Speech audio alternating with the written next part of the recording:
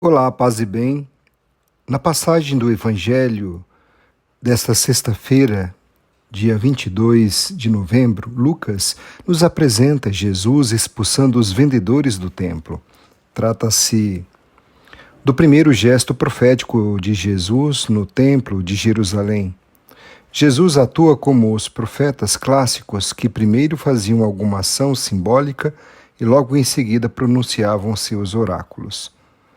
A ação simbólica de Jesus no texto de hoje é expulsar os vendedores do templo. Logo em seguida, Jesus pronuncia dois oráculos. O primeiro oráculo é tirado de Isaías 56:7, sobre o caráter do templo como casa de oração. E o segundo oráculo é tirado de Jeremias 7, que inspira toda a ação e o pensamento de Jesus. Para Jeremias e Jesus, o templo se transforma em uma cova de bandidos, porque nele encontram os assassinos e os idólatras que matam, oprimem e exploram até os mais pobres. A intervenção de Jesus no templo, na expulsão dos vendedores, é uma chamada de atenção para recordar nossa atitude religiosa num plano de autenticidade e sinceridade.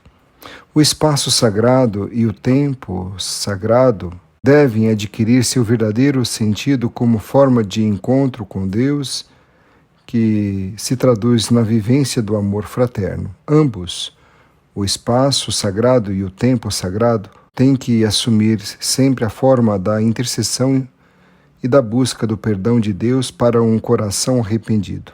Minha casa será casa de oração.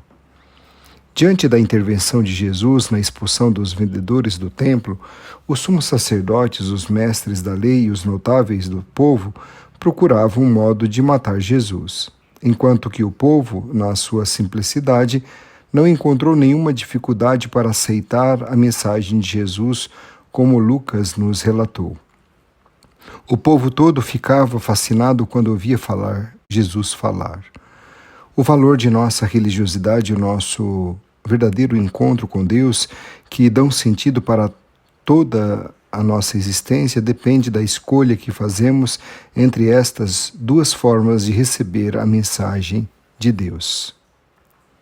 Nem sempre estamos prontos ou preparados diante da intervenção de Deus em nossa vida. Como os dirigentes do povo de Israel, podemos também assumir atitudes contraditórias diante da intervenção de Deus na nossa vida. Deus quer expulsar de nossa cabeça ou de nosso coração todas as atitudes que querem ocupar o lugar de Deus na nossa vida. Mas por causa de nossos pensamentos pré-fabricados ou pré-estabelecidos, acabamos expulsando Deus de nossa vida e permanecemos na nossa vida sem direção, pois vivemos sem escala de valores. Deus intervém na nossa vida com o intuito de recolocar nossa vida no seu eixo verdadeiro ou no caminho da salvação. Mas quantas vezes eliminamos ou procuramos algum meio de eliminar o plano de Deus para a nossa vida ou tentamos esquecer sua palavra inquietante, tal como sucedeu na vida dos dirigentes do povo durante a atuação de Jesus em Jerusalém. Jamais podemos identificar religião com prática cultual, com espiritualidade. O culto verdadeiro e autêntico tem consequências verticais e horizontais. Honramos Deus na medida em que passamos da comunidade cultual para a vida na prática da solidariedade com os irmãos, especialmente com os mais necessitados. Ao sair do templo ou da igreja, não podemos fingir não olhar para o irmão que necessita de nossa ajuda. O verdadeiro culto é o culto da vida inteira, vivida com fidelidade na vivência da vontade de Deus e na solidariedade com os irmãos. A entrada de Deus e da sua palavra na nossa vida quer colocar em questão as nossas atitudes religiosas. Esta entrada serve para desmascarar nosso egoísmo e nosso jogo de interesse em nome de uma vida sem sentido e sem rumo, para tirar de nós um falso sentimento de segurança a fim de nos salvar. A entrada de Deus e de Sua palavra nos mostra, na nossa vida, exige que coloquemos em revisão a nossa religiosidade, se é autêntica ou falsa. Ninguém pode crer impunemente. A religião não pode nos assegurar a impunidade em nossas más ações, e a religião nunca pode ser considerada como um refúgio seguro para malfeitores.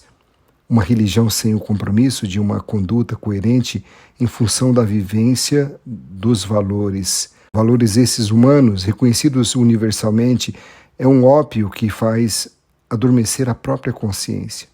Precisamos questionar o questionável e perguntar o perguntável. Precisamos ficar atentos para que nossa prática religiosa não seja mais importante que o próprio Deus e o ser humano.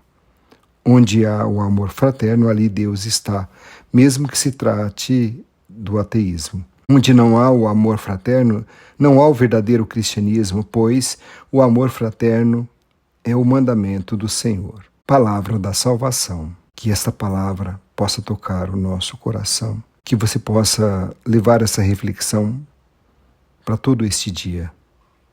Paz e bem para você.